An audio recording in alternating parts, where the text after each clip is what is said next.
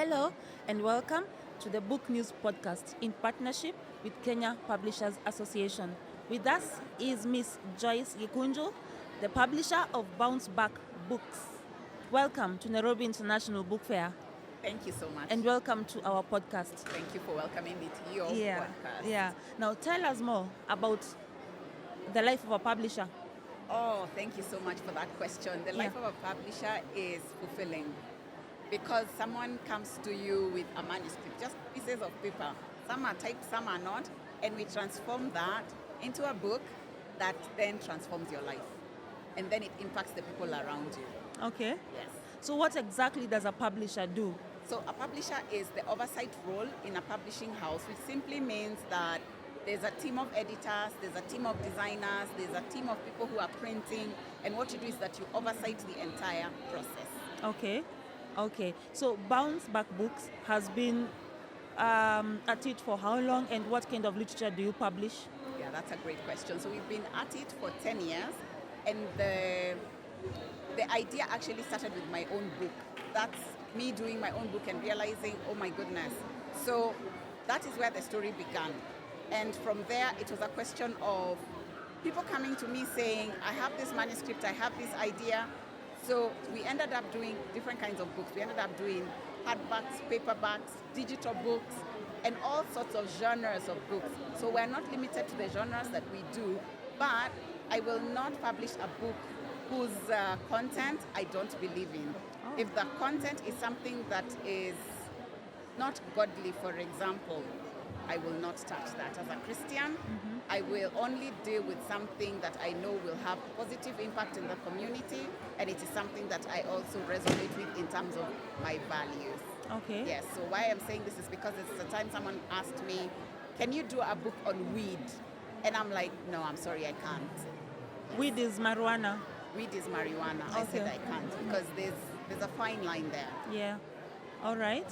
So, how has the industry, the publishing industry, been? You know, we are celebrating 25 years with KPA. Yeah. How has, in your own view, how has the publishing been? I think I came in at an exciting time. I find that this is one industry I wish I knew I would have gotten in earlier. I studied communications in the university, so that would have been something I would have gotten into immediately back in 1997. But you cannot compare the publishing industry in Kenya right now and that time. The fact that now we are talking about the digital age, and the digital natives are reading online books, which we also publish, by the way. We do the Amazon Kindle and the Amazon paperbacks. I think I am in a very exciting time in the industry. And just yesterday, when we had the keynote speech from the chairman of Kenya Publishers Association, Kiari Kamau, he actually said that something switched up in 2018. And that's when we were just young in the industry. I think he's confirming what I have felt, a very good vibe, a very good Kenyan vibe. And that's why I am always here at the book fair every year. So hashtag keep doing it. All right. So this is not your first time at the International Book Fair, Nairobi International Book Fair? No. Okay. This is not my first time, but this is the first time I'm having an exclusive book. All right. So you have seen it grow, the book fair grow exponentially. Yes. What have you seen this year that's different from other years? I think for me, it's the hashtag, the fact that we're now using a hashtag that's trending. I don't remember seeing that before. Yeah. I am seeing bigger booths. People who started with small booths now are getting bigger booths. Yeah. So that is already saying something, that you start small, then you grow over time. I am finding this one also more colorful in terms of the presence of the booth. Some of them are even built with upstairs. I don't remember seeing that. I could be wrong. I'm seeing more children coming in. That's exciting. I think Kenyans are reading more. All right. Yes. Wow. Is there anything you'd want to see changing in the publishing industry, in the reading industry that you have seen? I think people should read more because a true story is told of a woman who gave her son a book and put $500 in it. Yeah. So when the son was gifted, he never opened the book. 10 years later, he opens the book and finds $500. Then he calls the mother and says, Mom, I just opened the book today, there are $500 in here. Luckily, dollars don't quite expire. If you have expired ones, you can go and exchange them for the new ones. And the thing that people say that if you want to hide something from an African, you hide it in a book. These two stories are saying the same thing, that we buy books, but do we read them? I think I want us to read more. Okay. And also to change the culture around the fact that you're not sitting to read to finish. You can read a chapter today, put a bookmark, continue tomorrow, sort of getting into the whole reading culture. And that's not the only story I've heard of something that was hidden in a book. There's a common story that goes round that a man was bequeathing his children. He was doing the succession. And he gave his son, one of his sons, a Bible. And in that Bible was a bookmark. But that bookmark had a message for the son, that I bequeath you X, Y, Z.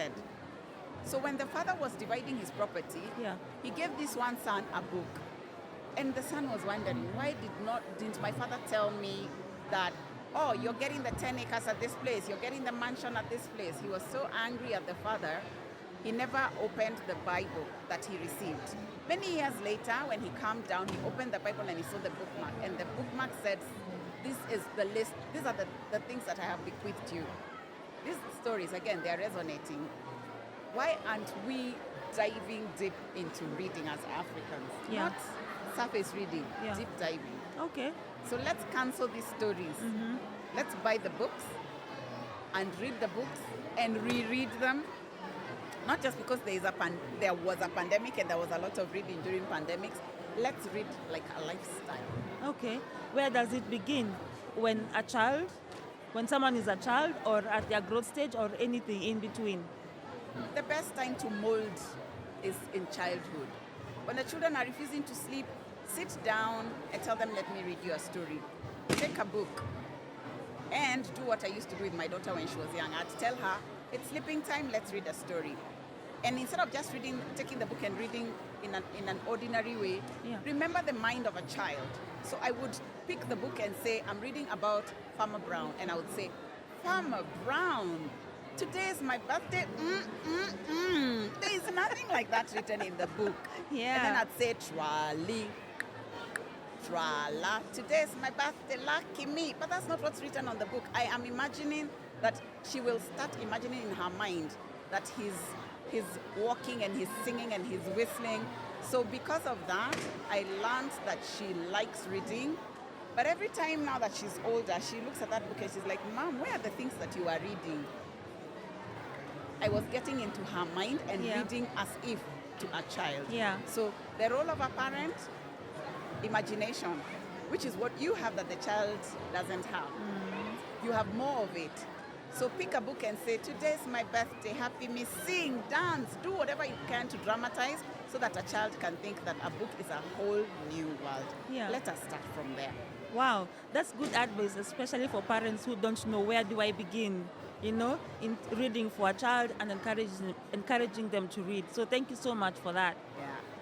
Now, where can we find Bounce Back books? So Bounce Back books can be found at Nuria. Okay. Nuria is our online bookstore partner, and all the books we publish, at least the ones that don't run out at the launch, they are all found at Nuria. There are online bookstore partners, and why we love them is because I am sitting here at the interview, and if you want to order my book, for example, my book is called Bouncing Back and Thriving. You can actually order it because I am hands-on in matters logistics. They're our logistics partner. Okay. Yes. Sawa, thank you so much. Thank you for honoring us for this interview. Thank you for talking to us about your publishing house and books, and even how to go about reading for children. Thank you so much, and we wish you all the best in this Nairobi International Book Fair. Thank you. Hashtag Bounce Back Books. Hashtag Nairobi Book Fair. Thank you so much. Thank you. Thank you, everybody. All the very best.